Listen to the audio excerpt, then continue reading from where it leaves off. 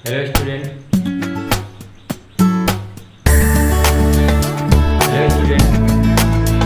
आज के क्लास में हम लोग एक फ्रेंच चैप्टर समांतर श्रेणी पढ़ेंगे। हेलो स्टूडेंट, आज के क्लास में हम लोग एक फ्रेंच चैप्टर समांतर श्रेणी पढ़ेंगे, जिसको इंग्लिश में अरिथमेटिक प्रोग्रेशन कहते हैं। आइए जानते हैं हम लोग समांतर श्रेणी क्या होता है। समांतर का अर्थ होता है समान धन अंतर, यानी ऐसी श्रेणी या श्रृंखला। तो श्रेणी आपको पता है क्या होता है, जैसे बहुत से व्यक्तियों का समूह जो निश्चित क्रम में रख दिया जाए तो वो श्रेणी हो जाएगा। अब वह क्रम किस प्रकार का है उसके आधार पर जो है, अगर समान अंतर वाला क्रम है तो उस श्रेणी को समांतर श्रेणी कहेंगे। जैसे एग्जाम्पल ले लेते हैं हम लोग कि ए सेट ऑफ नेचुरल नंबर, जैसे होता है 1 2 3 4 5 dot. A set of natural number क्या है, यह आप लोग जानते हैं पहले से कि 1 2 3 4 5 जो है प्राकृतिक संख्या होती है। इसमें देखेंगे आप तो हर अगली संख्या प्राप्त करने के लिए +1 जोड़ते हैं, ठीक है। यानी एक निश्चित संख्या जोड़ेंगे तो अगली संख्या प्राप्त होगी। ए सेट ऑफ इवन नंबर वह क्या होता है, 2 4 6 8 ऐसो ऑन। पहली संख्या सम संख्या 2 है, अगली सम संख्या प्राप्त करना है तो 2 जोड़ना होगा। इसी तरह से आगे भी 2 जोड़ते जाएंगे। यह उन संख्याओं को सामूहिक रूप से जो हम लोग पढ़े हैं लिया जा रहा है। तो इसमें जो है यह जो है निश्चित पद होता है, निश्चित पद, ये भी है निश्चित पद। इसी निश्चित पद को जो है सार्वंतर बोलते हैं। सार्वंतर सब में अंतर क्या है, कॉमन है, वनिष्ठ है, ठीक है। ये जो है सार्वंतर है। इस तरह से आप देख सकते हैं, जैसे मान लीजिए कि आप 5 लिख दिए हैं, एक निश्चित संख्या को जोड़िए, ठीक है। वह निश्चित संख्या जो है, निश्चित संख्या मान लीजिए 3 है, इसमें जोड़िए 5 + 3। अब इसमें जोड़ेंगे तो अगला पद प्राप्त होगा, उत्तरोत्तर पद। 5 3 8 8 + 3 8 और 3 जो है 11 हो जाएगा, 11 + 3, इसी तरह से डॉट डॉट। तो यह एक श्रेणी बन रही है, ठीक है, जिसमें आप देख सकते हैं सब में समान डिफरेंस है। इसमें से इसको घटाइए 3, इसमें से इसको घटाइए 3, इसमें से मतलब प्रत्येक क्रमागत 2 पदों के बीच का जो डिफरेंस है वह जो है समान है। तो समांतर श्रेणी क्या होती है, एक ऐसी श्रेणी जिसमें एक निश्चित संख्या को जोड़ दिया जाए, एक ऐसा पद या एक ऐसी संख्या जिसमें एक निश्चित संख्या को जोड़ने से एक श्रृंखला प्राप्त होती है या श्रेणी प्राप्त होती है, उसको हम लोग समांतर श्रेणी कहते हैं, ठीक है। तो आइए हम लोग जान लेते हैं इसमें यूपी बोर्ड के क्लास 10th की जो मैथमेटिक्स है वो एनसीईआरटी पैटर्न पे जो आधारित है, उसमें जो प्रश्नावली यह जो है चैप्टर 5 है। तो प्रश्नावली जो है, प्रश्नावली 5.1 के लिए हमें क्या क्या जानना चाहिए, आइए हम लोग जान लेते हैं। देखिए, एक श्रेणी दिया रहेगा, 2 तरह के प्रश्न मिलेंगे प्रश्नावली 5.1 में। एक श्रेणी दिया रहेगा, ठीक है, उस श्रेणी में प्रथम पद और सारांतर पूछा जाएगा। दूसरा जो है प्रथम पद सारांतर दिया रहेगा तो श्रेणी ज्ञात करना होगा, ठीक है। और श्रेणी कौन सी होगी, समांतर श्रेणी, ठीक है। तो समांतर श्रेणी लिखा जाए, जैसे मान लीजिए ए कोई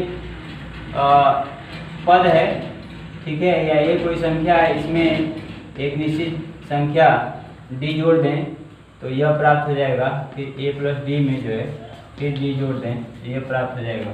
अब यह ए प्लस डी, यह डी, इसमें जो है एक निश्चित संख्या जोड़ दें तो अगला पद प्राप्त होगा। इसी तरह से बहुत से पद प्राप्त कर सकते हैं।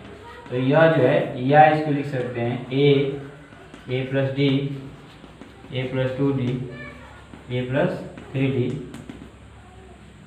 ऐसे आगे भी। अब जो है यह जो सबसे पहले आता है वह प्रथम पद, जो बाद में आता है द्वितीय पद, उसके बाद तृतीय पद, चतुर्थ पद। ठीक है, टी का मतलब होता है टर्म, टी का मतलब होता है टर्म। ठीक है, 1 क्या रिप्रेजेंट करेगा? फर्स्ट को, 2 सेकेंड को, 3 थर्ड को, 4 फोर्थ को, यानी पहला पद। T1 जो है लिखेंगे फर्स्ट टर्म, पहला पद। T2 क्या होगा? दूसरा पद। तो ये पहला पद जो ए है, T2 जो होगा दूसरा पद है, T2 में से T1 घटाएंगे, T2 माइनस T1, तो जो निकलेगा वो D है। इसमें से घटाइए प्लस D माइनस ए, तो D हो जाएगा। इसको हम लोग बोलते हैं कॉमन डिफरेंस, सर्वांतर। क्या बोलते हैं? सर्वांतर। तो श्रेणी ज्ञात करने के लिए क्या करना होगा? एक अगर प्रथम पद और सर्वांतर की जरूरत है, अगर प्रथम पद आपको पता है और कॉमन डिफरेंस पता है तो प्रथम पद में कॉमन डिफरेंशिएट करिए, अगला पद अर्थात दूसरे पद में जो है फिर कॉमन डिफरेंशिएट करिए, तो तीसरे में कॉमन डिफरेंशिएट करिए, चौथा। इसी तरह से श्रेणी प्राप्त कर सकते हैं। ठीक है, प्रश्न क्या आएगा इसमें? श्रेणी दिया रहेगा तो ए और डी का मान पूछेगा। ठीक है, ए कैसे? पहला पद जो है श्रेणी का वो ए हो जाएगा, और सर्वांतर जो पूछेगा तो दूसरे में से पहले वो घटा दीजिएगा। ठीक है, तो क्या निकल जाएगा? सर्वांतर निकल जाएगा। एक उदाहरण समझ लेते हैं हम लोग, जो आपकी बुक से लिया जाए।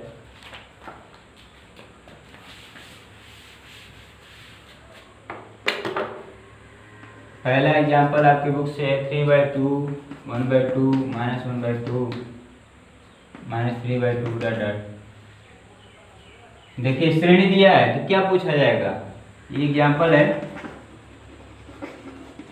श्रेणी दिया है तो कह रहा है कि ए और डी का मान ज्ञात कीजिए, ज्ञात करो।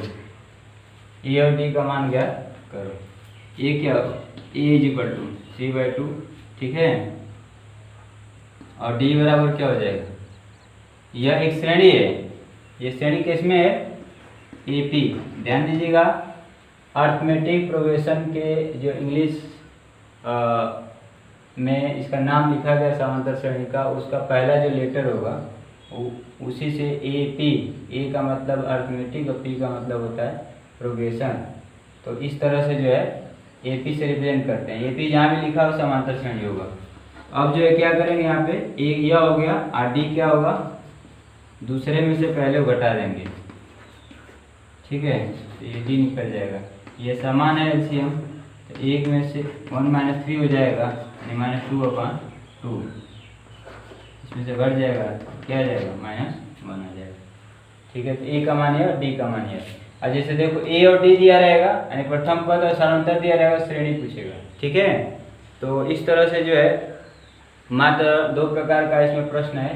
प्रश्नावली 5.1 आपको लगाने के लिए, और यदि एक आध प्रश्न ऐसे भी दे सकता है कि श्रेणी दिया रहेगा, पूछेगा कि क्या यह समांतर श्रेणी में है, तो समांतर श्रेणी चेक करने के लिए क्या करेंगे?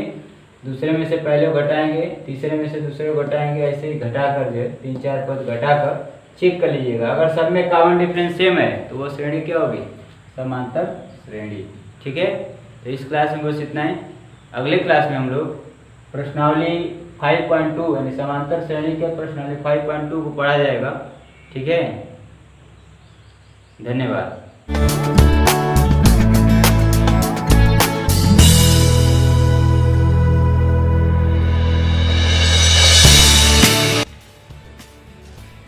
हेलो स्टूडेंट, पिछले क्लास में हम लोग समांतर श्रेणी के प्रश्नावली 5.1 पढ़े। इस क्लास में हम लोग प्रश्नावली 5.2 से संबंधित कंसेप्ट पढ़ेंगे, जिसके आधार पर सवाल हल किया जाएगा। तो आइए हम लोग जानते हैं कि समांतर श्रेणी के nवां पद कैसे ज्ञात किया जाता है। ये समांतर श्रेणी ज्ञात रहेगा, उससे nवां पद ज्ञात करना होगा। तो समांतर श्रेणी क्या होता है? a plus D, a plus 2d, a plus 3d, a plus 4d dot dot, यह सब